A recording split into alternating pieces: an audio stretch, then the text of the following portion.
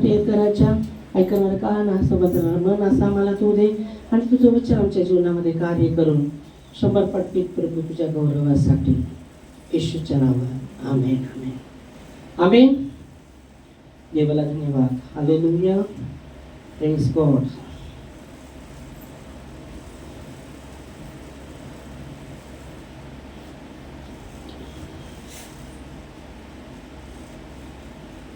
याकूब याकूबची पत्र ही त्याचं आम्ही पाहतो. खास करून याकूब म्हणतो विश्वासाच्या प्रार्थना प्रभावशील असते. आमेन. कार्य करण्यामध्ये प्रभावशील असते. आमेन. हालेलुया.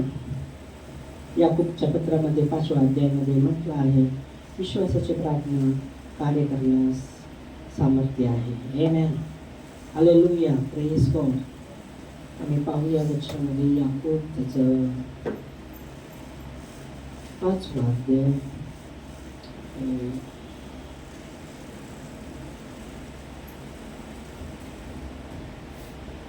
विश्वासाची प्रार्थना धर्मी देण्याची प्रार्थना कार्य करण्यास सामर्थ्य आहे. याकूबचं 5वा अध्याय आणि आम्ही पाहतो 16 वचन. इथं म्हणत आहे आपले इसलिए कि तुम आपस में एक दूसरे के सामने अपने अपराधों को पापों को मान लो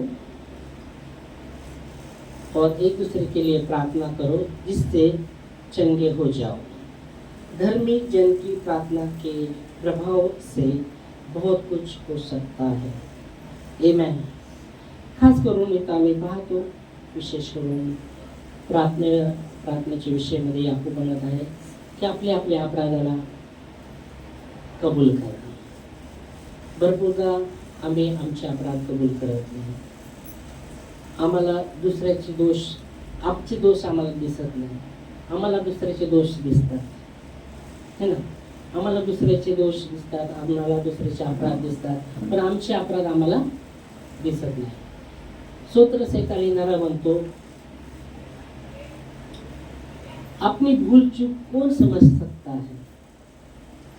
स्तोत्र 47 दावीद म्हणतो आपलं भूल चूक कोण समज सकता है. आपलं जी भूल आणि जी चूक आहे कोण समजू शकतो. तोच व्यक्ती जो आपल्याला स्वतःला पाहतो, जो आपल्याला परखतो, आपल्याला स्वतःला पाहतो. तो असा तो दुसरा व्यक्ती जसं तो स्वतःला जो अगर पाहत नाही दुसऱ्याला पाहत आहे तर तो आपले भूल चूक समजू शकत नाही.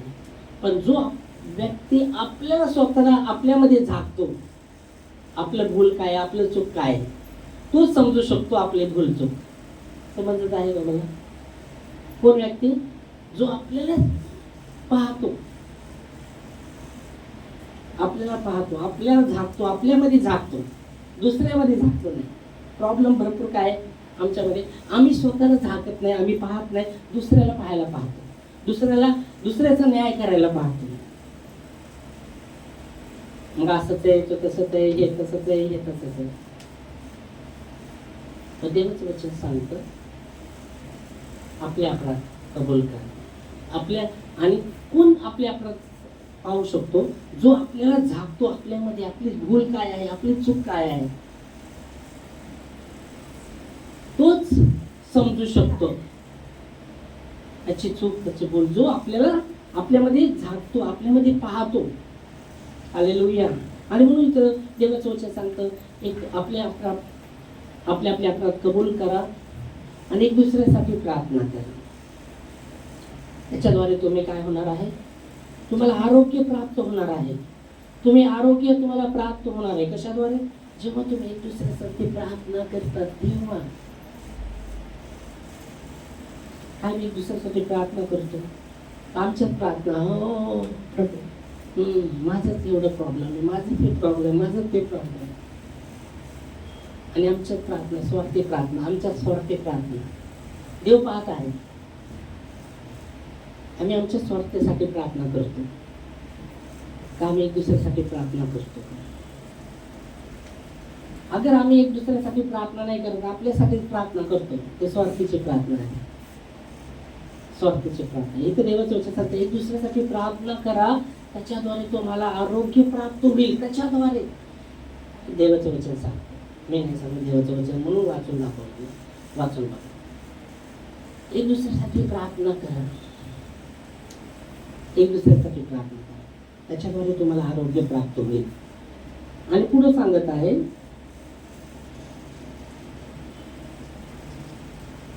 आरोग्य प्राप्त. मग तिथे सांगत आहे, नीतिमानाची प्रार्थना कार्य करण्यास सामर्थ्य आहे. नीतिमत्ता, जे नीतिमत्व आहे, धर्मीजन, हिंदी में लिखा है, धर्मीजन की प्रार्थना से, धर्मीजन की प्रार्थना के प्रभाव से बहुत कुछ हो सकता है. हालेलुया. बायबल सांगते, धर्मी देवाच्या येशूच्या रक्ताद्वारे आम्ही धर्मी झालो आहे. येशूच्या रक्ताद्वारे.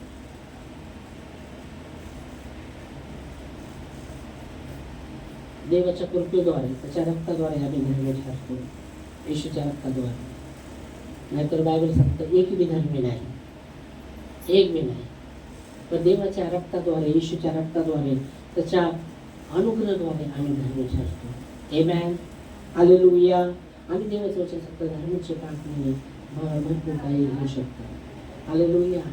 म्हणून धार्मिकताची प्रार्थना, धार्मिकताची प्रार्थना, धार्मिक जनची प्रार्थना, धार्मिक जनची प्रार्थनाने भरपूर काही होऊ शकतं. हालेलुया. आणि म्हणून आम्हाला देवापुढं आम्ही कसं नीतिमान ठरू शकतो, देवापुढं आम्ही कसं नीतिमान ठरू शकतो, देवाच्या वचनामध्ये राहू, त्याच्या रक्ताखाली आम्ही झाकू, एक दुसऱ्यासाठी प्रार्थना करू, एक दुसऱ्यासाठी आम्ही प्रार्थना करू, देवासमोर आम्ही धर्मी ठरू शकतो. हालेलुया. आणि म्हणून देवाचं वचन सांगतं, धर्मी जेव्हा देवाकडे आरोळी करतो, देव त्याची प्रार्थना ऐकतो. सूत्रसंहिता 34 आणि आम्ही पाहूया 17 वचन 34-17 मध्ये काय आहे. सूत्रसंहिता 34. धर्मीचा विषय आला तर इथं काय सांगत आहे, धर्मी काय करतो, प्रार्थना करतो. धर्मी देवाकडे प्रार्थना करतो. धर्मी काय करतो, देवाकडे प्रार्थना करतो. जो धर्मी आहे ना, तो नित्य देवाकडे प्रार्थना करतो. त्याच्या प्रार्थनेमध्ये भूल चूक नसते, लक्षात ठेवा. जो धर्मी आहे, जो धर्मी नित्य देवाकडे प्रार्थना करणार, कशा बी त्याच्या जीवनात परिस्थिती असू दे, तो देवाकडे प्रार्थना करणारच आहे. म्हणून ते सांगितलं, धर्मी देवाकडे काय करतो, प्रार्थना करतो. हालेलुया. कारण की त्याला माहिती आहे, माझा एकच सहारा आहे, तो ख्रिस्त आहे. मला दुसरा पर्याय नाही, माझ्याकडे दुसरा ऑप्शन नाही. लोकांकडे भरपूर ऑप्शन असतात, हे नाही तर ते, ते नाही तर ते.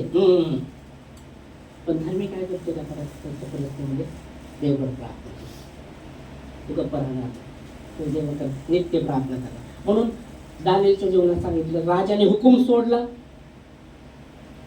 राजाने हुकूम सोडलेला, जो 10 दिवस देवाची उपासना करेल आणि पकडला गेला, त्याला सिंहाच्या पिंजऱ्यामध्ये, भुक्या सिंहाच्या पिंजऱ्यामध्ये टाकलं जाईल. जो नियमाचं उल्लंघन करेल, माझा हुकूम मी सोडला. कारण की दानिएल जिथं काम करत असताना त्याच्या संगती दुसरे बी होते लोक, आणि देवाचं अनुग्रह दानिएलवर होतं, त्याची कृपा देवाची त्याच्यावर होती, देवाची कृपा त्याच्यावर होती, आणि म्हणून त्याच्या कामामध्ये भूलचूक नव्हती. हालेलुया. त्याच्या कामामध्ये भूलचूक नव्हती. आणि राजाने पाहिलं ते, आणि राजा त्याला उंच आणि पोझिशन देणार होता. उंच त्याच्या संगती कामगार संगती जे होते त्याच्यापेक्षा उंच करणार होता. आणि मग ते कामगार काय करायला लागले, आमच्या सोबत काम करणार, आता ह्याला उंच करणार. मग काय करायचं, ह्याच्यामध्ये दोष बघायचा आणि राजाला सांगायचं, ह्याच्यामध्ये बघ हे दोष आहे, ते दोष आहे. आणि मग ते बघायला लागतात दोष. मग त्याच्यामध्ये भूलचूक नव्हती, दोष नव्हता. आणि मग ते म्हणतात, अरे त्याच्यामध्ये काही सापडत नाही. मग काय करायचं, त्याच्या देवा करतो, नित्य प्रार्थना करतोय. मग देवाबद्दल आपण काय करू, राजाला हुकूम सांगू, की 10 दिवस कुणीच कोणत्या देवाची आराधना करायची नाही, कुणीच आपल्या देवाची आराधना करायची नाही, उपासना करायची नाही, आरोळी करायची नाही. आणि अगर असं करतात आढळलं त्याला सिंहाच्या पिंजऱ्यामध्ये, भुक्या सिंहाच्या पिंजऱ्यामध्ये टाकायचं.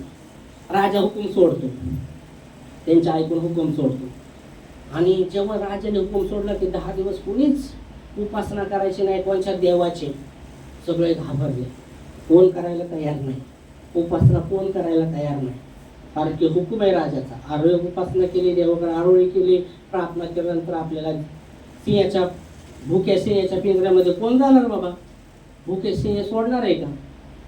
फाडून बिडून खाणार. मग आपला जीव वाचवण्यासाठी कोणीच प्रार्थना करायला तयार नाही.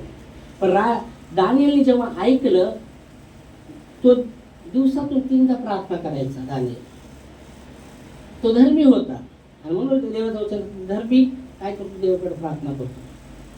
असलेल्या बी परिस्थितीमध्ये इथं सांगितलं आहे सिंहाच्या, भुक्या सिंहाच्या पिंजऱ्यामध्ये टाकलं जाणार आहे.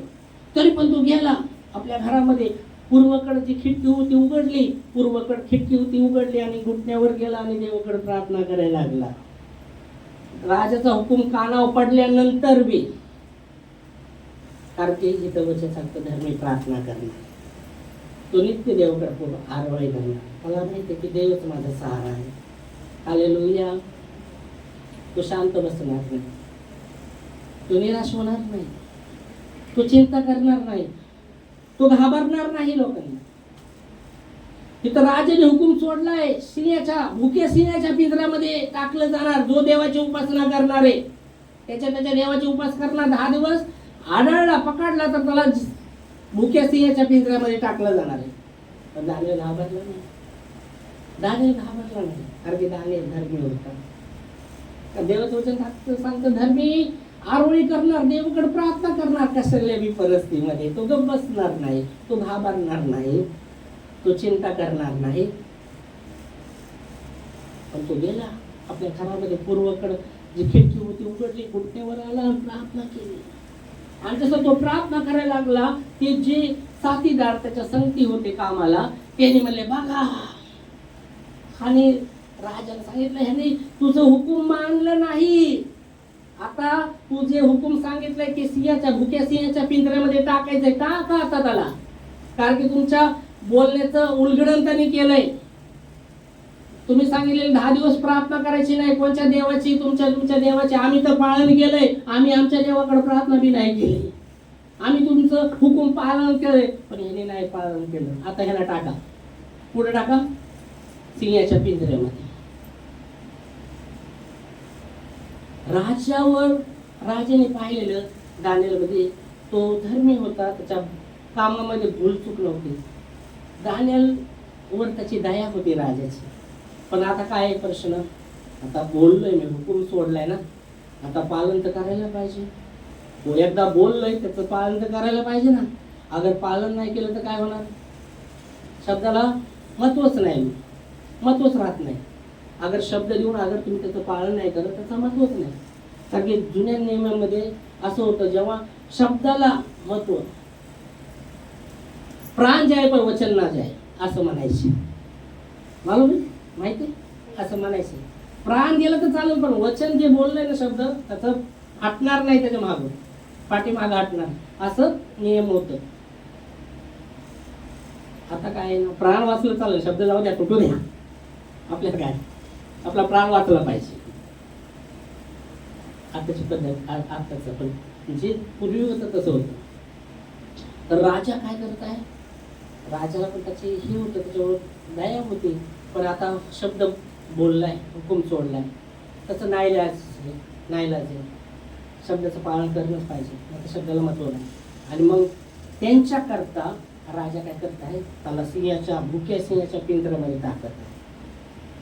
का? त्याने आज्ञेचं उल्लंघन केलं. वचन सांगतं धर्मी गप्प बसणार नाही किंवा देवाकडे आरोळी करणार नाही. आणि मग जेव्हा सिंहाच्या पिंजऱ्यामध्ये, भुक्या सिंहाच्या पिंजऱ्यामध्ये टाकलं, रातभरला राजा बी झोपला नाही. त्याला तर टाकलंय सिंहाच्या पिंजऱ्यामध्ये. आता दानिएलचं काय झालं असेल, दानिएलला सिंहाने फाडून खाल्ला असेल, मेला असेल, काय त्याच्या डोक्यामध्ये विचार त्याच्याबद्दल, कारण की त्याच्यावर पण त्याची दया होती. काय झालं असेल त्याचं काय? रातभर तर सिंहाच्या पिंजऱ्यामध्ये, भुक्या सिंहाच्या पिंजऱ्यामध्ये. आता काय वाचलं नसेल दानिएल शाळेत, भुकी सिंह. पण जेव्हा वचन सांगतं, जेव्हा दानिएलला भुक्या सिंहाच्या पिंजऱ्यामध्ये टाकलं, सिंह गरजत होते. सिंह काय करत होते? रडत होते, गरजत होते. पण तरी पण ते गरजत असताना पण तो काय करत आहे? प्रार्थना करत आहे. घुरत होते, त्याच्याकडे घुरत होते सिंह. तो घाबरला नाही, ती पोटकेवाला. आणि देवाचं वचन सांगतंय, देवाने दूत पाठवला आणि ते जे सिंह गुरकत होते, जे भुकेले होते, त्यांचं तोंड बाहेर निघलं आणि ते एकदम शांत होऊन त्याच्यापाशी बसले. आणि रात्र निघून गेली.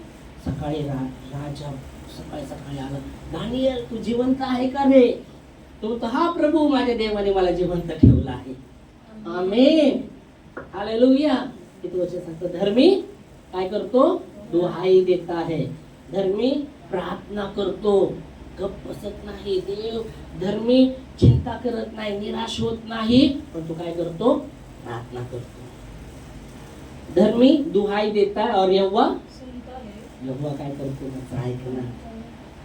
जो धर्मी त्याच्याकडे आरोळी करणार, ज्या बी परिस्थितीमध्ये देवाकडे आरोळी करणार, देव त्याचं ऐकणार, कारण की तो धर्मी आहे. देवाच्या नजरेमध्ये तो धर्मी आहे. हालेलुया. धर्मी दुहाई देता है और यहोवा सुनता है. सर्व अरिष्टापासून देव त्याला वाचवणार. विपत्तीमध्ये सर्व अरिष्टापासून देव त्याला वाचवणार. का? कारण की त्याचा सहारा तोच आहे, त्याचा भरोसा तोच आहे, त्याचा आधार तोच आहे. आणि म्हणून देव काय करणार आहे? त्याची ढाल बनणार आहे. आमेन. आज आम्हाला आम्ही त्या पोझिशन पाशी आम्ही यायला पाहिजे. आम्ही देवाकडे आंघोळी केलं पाहिजे. हर परिस्थितीमध्ये चिंता न करता, घाबरताना देवाकडे आम्ही प्रार्थना केली पाहिजे. देवाकडे नित्य आम्ही प्रार्थना केली पाहिजे. देवाचं वचन सांगतं, रोमियो 12:12, प्रार्थनेमध्ये तत्पर असा. देवाचं वचन सांगतं इथं रोमियो 12:12 मध्ये, संकटामध्ये आम्ही पाहतो देवाचं वचन 12:12 काय म्हणतं. आपण पाहिलं दोनच वचन घेऊन आपण प्रार्थनेमध्ये रोमियो 12:12, आशा में आनंदित रहो, संकटामध्ये